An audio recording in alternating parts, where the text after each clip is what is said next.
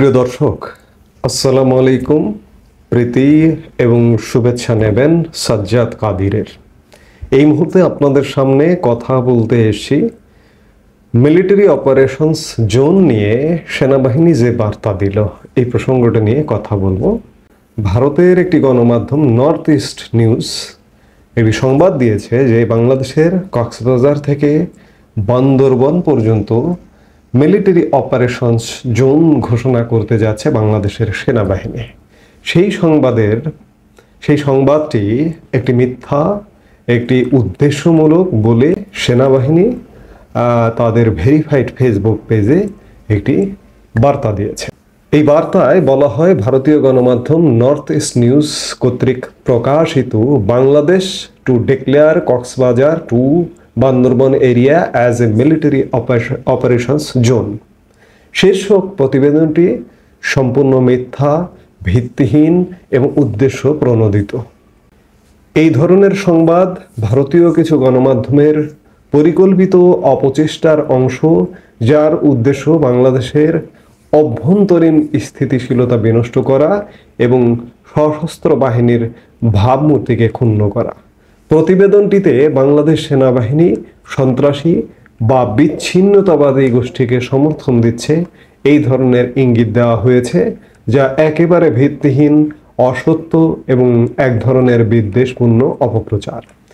সেনাবাহিনীর বার্তায় আরও বলা হয়, প্রমাণবিহীন এ ধরনের কল্পনাপ্রসূত সংবাদ একটি বৃহত্তম ষড়যন্ত্রের অংশ, যা জনমনে বিভ্রান্তি ছড়ানো এবং বিভেদ উস্কে দেওয়ার অসৎ উদ্দেশ্য তৈরি করা হয়েছে। বাংলাদেশ সেনাবাহিনী সবসময় সর্বোচ্চ পেশাদারিত্ব বজায় রেখে জাতীয় সার্বভৌমত্ব, অখণ্ডতা এবং সংবিধান রক্ষার জন্য নিরলসভাবে কাজ করে যাচ্ছে। জাতীয় স্বার্থে সেনাবাহিনী কখনোই আপোষ করেনি, আর ভবিষ্যতেও করবে না। এ ধরনের বানোয়াট প্রতিবেদনকে সাংবাদিকতা বলা যায় না, এটি একটি সুপরিকল্পিত ও ধারাবাহিক কুৎসা রচনার অংশ। বাংলাদেশ সবসময় ঐক্যবদ্ধ থেকেছে এবং দেশের জনগণ ও ভূখণ্ড রক্ষায় বাংলাদেশ সেনাবাহিনী সর্বদা প্রস্তুত ও দৃঢ়ভাবে অঙ্গীকারাবদ্ধ। নর্থ ইস্ট নিউজের রিপোর্টে আরও যেসব কথা বলা হয়েছে যে সেনাপ্রধান, সশস্ত্র বাহিনী, 3 বাহিনী প্রধান, সেনাপ্রধান জেনারেল ওয়াকারুজ্জামান এবং নৌবাহিনী প্রধান, বিমান বাহিনী প্রধান একদিকে মিলিটারি অপারেশনস জোন ঘোষণা করা হচ্ছে, আর একদিকে আজকে 2 জুন 3 বাহিনী প্রধান পবিত্র হজ ব্রত পালন করতে যাচ্ছেন। এবং শুধু তাই নয়, সেনাবাহিনীর লেফটেন্যান্ট জেনারেল পদমর্যাদা থেকে মেজর জেনারেল পদমর্যাদার আরও 6 কর্মকর্তা তাদের সাথে সঙ্গী হচ্ছে। অর্থাৎ 3 বাহিনী প্রধান এবং 6 কর্মকর্তা, মোট সেনাবাহিনীর সশস্ত্র বাহিনীর ঊর্ধ্বতন 9 কর্মকর্তা আগামী প্রায় 7 থেকে 10 দিন হজ পালন করবার জন্য দেশে থাকছেন না।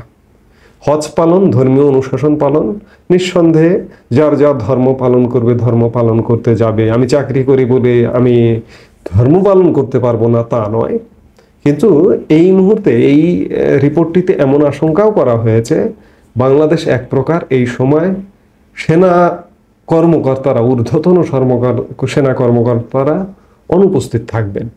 এই অনুপস্থিতি অবস্থায় বাংলাদেশে কি ঘটতে যাচ্ছে বা কি ঘটতে পারে, কারণটা হচ্ছে মিলিটারি অপারেশনস জোন ঘোষণা, এদিকে ঊর্ধ্বতন সেনা কর্মকর্তারা অনুপস্থিত। সবকিছু মিলে এই রিপোর্টটিতে একটা ভয়ঙ্কর ইঙ্গিত দেওয়া হয়েছে যে বাংলাদেশে একটা বড় ধরনের কোনো ঘটনা ঘটে যেতে পারে এই ঈদের আবহে, ঈদ এবং হজকে কেন্দ্র করে। কারণ শীর্ষ কর্মকর্তারা দেশে অনুপস্থিত থাকবেন। এই অনুপস্থিতের সুযোগে মিয়ানমারের বিদ্রোহী গোষ্ঠী কিংবা অন্য কোনো ঘটনা ঘটতে পারে কিনা, এই ধরনের শঙ্কা বা আশঙ্কার ইঙ্গিত দেওয়া হয়েছে। যদিও সেনাবাহিনী ইতিমধ্যেই বিজ্ঞপ্তি দিয়ে জানিয়ে দিল যে মিলিটারি অপারেশনস জোন ঘোষণার এমন কোনো সিদ্ধান্ত নেই, বা এটি একটি গুজব এবং উদ্দেশ্যমূলক। আসলে কি হচ্ছে, বাংলাদেশ নিয়ে মানুষ এমনি টেনশনে, এমনি একটা ট্রমার মধ্যে আছে। এই অবস্থায় নানা শঙ্কার কথা মানুষ যখন শোনে তখন মানুষের মনটা দুর্বল হয়ে যায়। আমরা জানি না যে এই যে অচল অবস্থা, এই অচল অবস্থার শেষ কোথায়, কিভাবে এটা শেষ হবে। আমি বারবার বলি যে আল্লাহ ছাড়া এই মুহূর্তে বাংলাদেশকে রক্ষা করাটা বেশ কঠিন। আর সশস্ত্র বাহিনীর প্রতি আমাদের আস্থা আছে, বিশ্বাস আছে। আমাদের আসলে আস্থার আর কোনো জায়গা নেই, বিশ্বাসের আর কোনো জায়গা নেই। বর্তমানে যে সরকারটি দায়িত্ব পালন করছে, এই সরকারের নানা বিতর্কিত কর্মকাণ্ডে মানুষ আস্থাহীন।